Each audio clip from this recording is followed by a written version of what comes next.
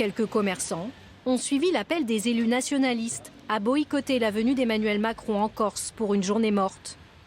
Angélique est restée ouverte, mais à sa façon, elle montre son opposition au président. C'est un soutien entre Corses, simplement, parce qu'on ne peut pas se permettre de fermer une journée. Mais on apporte notre soutien en mettant le drapeau. À quelques mètres au-delà, des syndicalistes protestent devant la préfecture d'Ajaccio. On manifeste contre la venue de M. Macron. M. Macron est venu faire son grand débat, mais le débat ne va rien apporter ni au peuple corse ni à la Corse. Les élus nationalistes ont choisi d'être parmi les manifestants plutôt qu'au grand débat. Le président de l'Assemblée de Corse, Jean-Guy Talamoni, a refusé de rencontrer le président de la République. La feuille de route que nous avons pour les années à venir n'est pas un processus d'indépendance, c'est un processus visant à donner à la Corse un autre statut, notamment un statut d'autonomie avec un volet culturel, linguistique en particulier. Il n'y a pas un seul élément de ce projet qui a été examiné pour l'instant par le gouvernement et le président de la République. Donc c'est une attitude méprisante et c'est la raison pour laquelle les Corses aujourd'hui manifestent. Ces élus espéraient que les maires insulaires boycotteraient eux aussi ce grand débat. Mais dans la petite ville de Cozzano, la salle est pleine.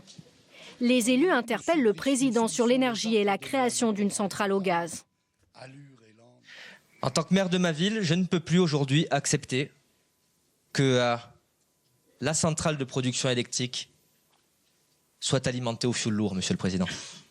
Ce n'est pas acceptable. Ce n'est pas acceptable parce que vous le savez très bien, en 2023, notre pays sera condamné au niveau européen si nous continuons d'exploiter la dernière centrale alimentée au fioul lourd d'Europe. Moi, je partage totalement votre objectif. On ne peut pas rester au fioul.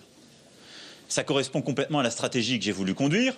Nous, on ferme la totalité des centrales à charbon qui restent sur le territoire français et on fait la conversion du fioul au gaz et de tout ce qu'on peut faire ensuite du gaz à l'ENR, puis progressivement pour réduire les émissions. Donc ça s'inscrit dans la stratégie qu'on veut avoir.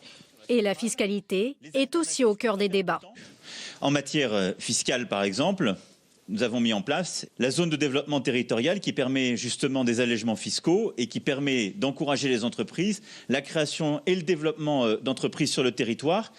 Et pour simplifier les choses, le choix qui a été celui du gouvernement et du Parlement était de retenir l'intégralité du territoire de la Corse. Beaucoup de demandes et de doléances, mais aussi un témoignage de soutien et un appel au calme de la part du maire LREM de Bonifacio.